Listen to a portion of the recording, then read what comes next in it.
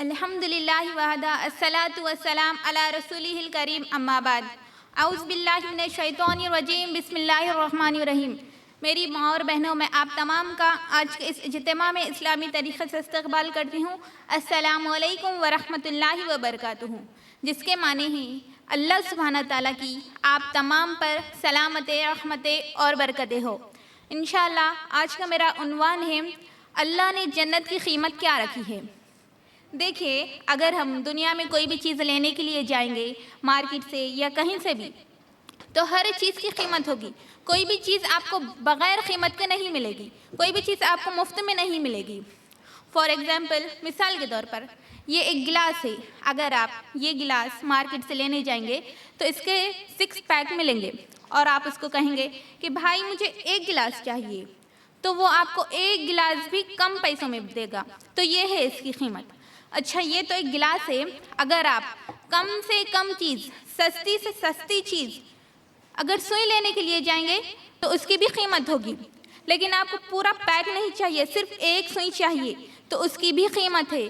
وہ تو ایک سوئی ہے، چھوٹی سی چیز، اس کی بھی قیمت ہے۔ ایک چیز جو ہے اللہ نے بنائی ہے، جس کا نام ہے جنت۔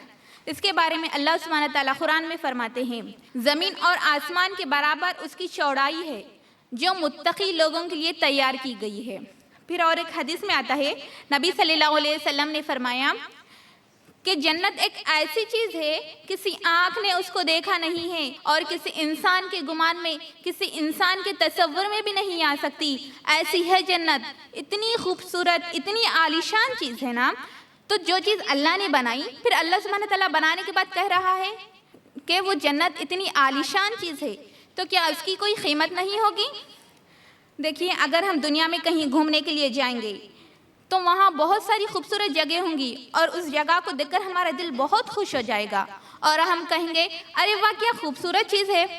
تو اب آپ ان سب خوبصورت چیزوں کو جمع کر لیں، اور بنایا کس نے؟ اللہ سبحانہ تعالیٰ نے۔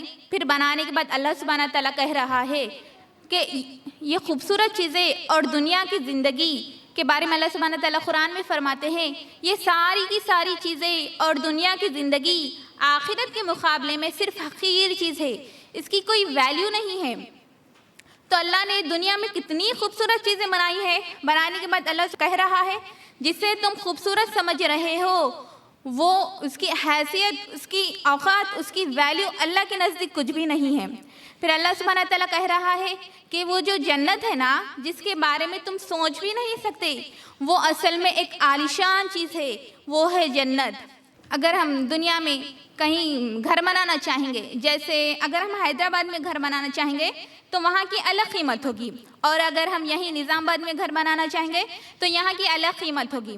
اچھا، اگر ہم دبئی میں گھر بنانا چاہیں گے تو وہاں کی الگ قیمت ہوگی۔ یہ سب جگہوں کو تو چھوڑو، اگر ہم کم سے کم بستی میں، چھوٹے سے چھوٹے علاقے میں بھی گھر بنانا چاہیں گے تو وہاں کی بھی الگ قیمت ہوگی۔ تو اللہ سبحانہ تعالیٰ کہہ رہا ہے جو جنت ہے نا، تو کیا اس کی کوئی قیمت نہیں ہوگی؟ اللہ سبحانہ تعالیٰ اس کے بارے میں قرآن میں کیا فرماتے ہیں کہ اللہ نے ایمان والوں کے جان کو اور ان کے مال کو جنت کے بدلے میں خرید لیا ہے۔ تو اللہ سبحانہ تعالیٰ ایمان والوں کے جان کو اور ان کے مال کو جنت کے بدلے میں خرید لیا ہے۔ اب ہم یہاں ایک چھوٹے سے گھر کے لیے کتنی محنت کرتے ہیں، ایک چھوٹے سے گھر کے لیے ہم اپنی ساری زندگی محنت کرتے ہیں، تو وہ جو جنت ہے نا، تو وہ جنت کے اللہ سبحانہ تعالیٰ ہمیں ایسے ہی دے دے گا؟ آج ہر کوئی سمجھ رہا ہے کہ ہم نے اب کلمہ پڑھ لیا تو ہم اب ڈائریکٹ جنت میں چلے جائیں گے۔ نہیں، اللہ نے جنت کی قیمت رکھی ہے، اور وہ قیمت کیا ہے؟ اللہ کے خاطر اپنے جان کو لگانا ہوگا، اللہ کے خاطر اپنے مال کو لگانا ہوگا، اللہ کی دین کی خاطر اپنے انرجیز کو لگانا ہوگا، اللہ کی دین کی خاطر اپنے وقت کو لگانا ہوگا۔ یہ ہے جنت کی قیمت۔ اگر کوئی شخص سارا دن، ساری رات بیٹھ کر اللہ سبحانہ تعالیٰ کی نافرمانی کرتا رہے گا، اور دوسری طرف ایک شخص ہے جس نے اپنی ساری زندگی اللہ کے لیے لگا دی، وہ اللہ کے دین کی محنت کر رہا ہو، صبح کو، شام کو، ہر دن، ہر وقت اللہ کے دین کی محنت کرتا رہتا ہو، یہی کوشش کر رہا ہو، وہ اپنی خواہشات کو بھی دبا رہا ہے، اور وہ اپنے اس دنیا کے مزے کو بھی چھوڑ رہا ہے اللہ کے دین کی خاطر، اور دوسری طرف ایک شخص ہے جسے کسی چیز کی پرواہ ہی نہیں ہے کہ اللہ کے دین کے لیے کیا کرنا ہے اور کیا نہیں کرنا، وہ اپنی ذاتی زندگی میں مصروف ہے، وہ اپنے ناچ گانے میں مصروف ہے، وہ اپنے فرینڈز کے ساتھ، اپنے گھر والوں کے ساتھ اپنی ذاتی زندگی انجوائے کر رہا ہے، تو کیا اللہ دونوں کو ایسے ہی برابر رکھے گا، ایسے ہی جنت میں ڈال دے گا؟ جس نے اللہ کے دین کی خاطر قربانیاں دی اور جس نے اللہ کے دین کی خاطر کوئی قربانی نہیں دی، تو کیا اللہ دونوں کو ایسے ہی جنت میں ڈال دے گا؟ جیسے ہم کہتے ہیں نا کہ اللہ غفور الرحیم ہے، بے شک اللہ غفور الرحیم ہے، اللہ رحم بھی کرے گا، لیکن اللہ العدل ہے، یعنی انصاف کرنے والا۔ جس نے اپنی زندگی اللہ کے لیے لگا دی اور جس نے اپنی زندگی میں اللہ کے دین کے لیے کچھ بھی نہیں کیا، اللہ سبحانہ تعالیٰ دونوں کو برابر نہیں کرے گا۔ اگر یہی ہوتا تو اللہ سبحانہ تعالیٰ جنت کی قیمت کبھی نہیں رکھتا۔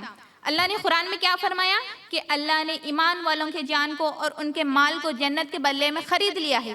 اللہ نے یہ سودا طے کر لیا ہے، اگر اب جنت چاہیے تو اس کی قیمت ادا کرنی ہوگی، اور وہ قیمت کیا ہے؟ اللہ کے دین کی خاطر اپنے جان کو لگانا ہوگا، اللہ کے دین کی خاطر اپنے مال کو لگانا ہوگا، اللہ کے دین کی خاطر اپنے وقت کو لگانا ہوگا، اللہ کے دین کی خاطر اپنے انرجیز کو لگانا ہوگا۔